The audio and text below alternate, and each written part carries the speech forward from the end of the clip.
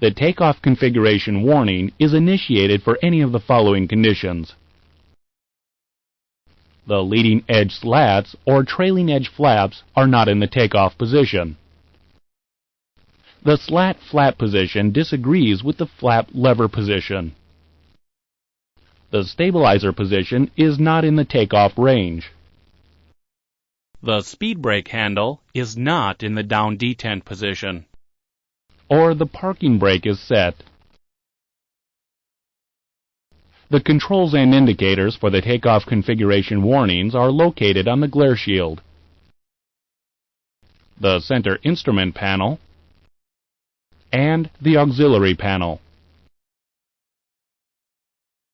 The takeoff configuration warning is armed when the aircraft is on the ground, and either throttle is advanced towards takeoff thrust. Should a warning condition be sent, the sirens sound accompanied by both master warning lights and the configuration light. Also, 4 possible ICAS messages could appear. All indications are canceled when the warning condition is corrected. The takeoff configuration warning system can be tested by moving the configuration test switch to the takeoff position. This switch position simulates advancing a throttle to takeoff power. There will be no warnings that the aircraft is properly configured for takeoff.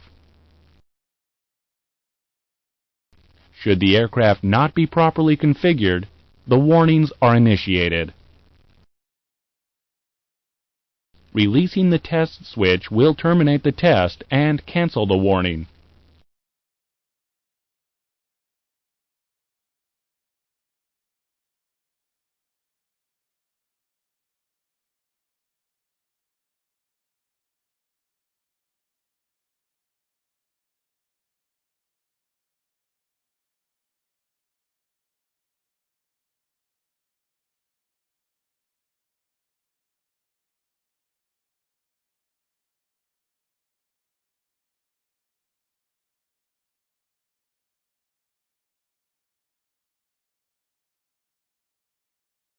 Now let's discuss the stall warning.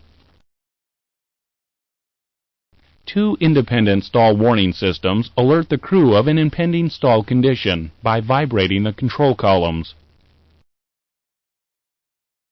Both systems are armed in flight and deactivated on the ground. In addition to the stick shaker, a stall warning will automatically extend the leading edge slats to the landing position when the leading edge slats and trailing edge flaps are in the takeoff position and the left hydraulic system is pressurized. When stall conditions are corrected, the control columns stop vibrating and the leading edge slats return to the takeoff position. Now let's look at the cabin altitude warning. The cabin altitude warning alerts the crew when the cabin altitude exceeds 10,000 feet. The controls and indicators for the cabin altitude warning are located on the overhead panel, the glare shield, and the center instrument panel. When 10,000 feet cabin altitude is exceeded, the siren sounds. The master warning lights and the 2 cabin altitude warning lights illuminate, and an ICAS message appears. When the cabin altitude descends below 8,500 feet, the warning is canceled.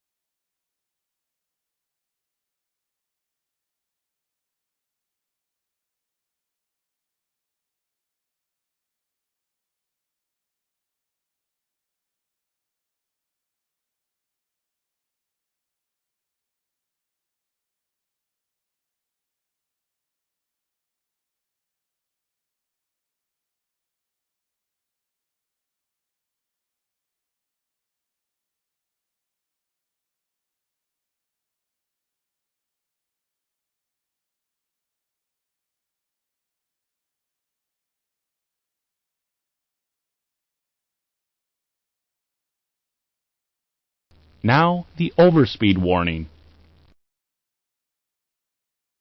The overspeed warning alerts the crew when the VMO/MMO limit are exceeded. The controls and indicators for the overspeed warning are located on the glare shield and the center instrument panel. When overspeed warning conditions are sensed, the siren sounds, the master warning lights and the overspeed light illuminates, and an ICAS message appears.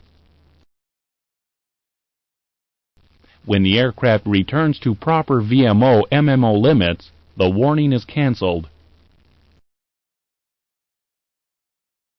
Finally, let's look at the landing configuration warning. A landing configuration warning will alert the crew under two conditions if any gear is not down and locked. At or below 800 feet radio altitude with either throttle at idle, or flaps in landing configuration at any altitude. The controls and indicators for the landing configuration warning are located on the glare shield, the center instrument panel, and the auxiliary panel. When either one of the landing configuration warning conditions are sent, the siren sounds, the master warning lights and the configuration light illuminate, and an ICAS message appears. Climbing above 800 feet radio altitude or correcting the configuration error will cancel the warning. The siren can be inhibited for both of these conditions by pressing the ground proximity configuration gear override switch.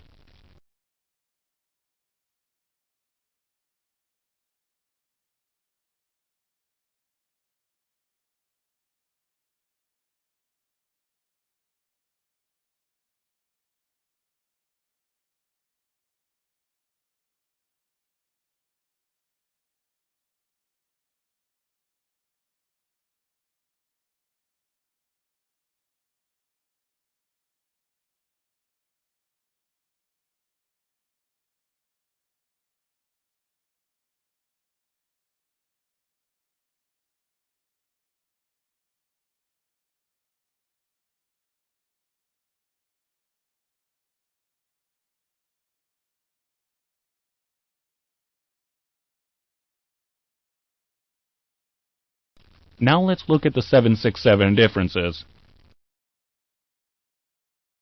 With the flap slats up, should the angle of attack continue to increase, a control column nudger moves the columns forward.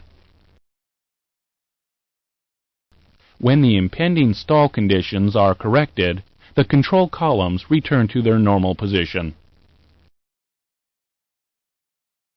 A test of the control column nudger can be performed by moving both stall warning test switches to the down position.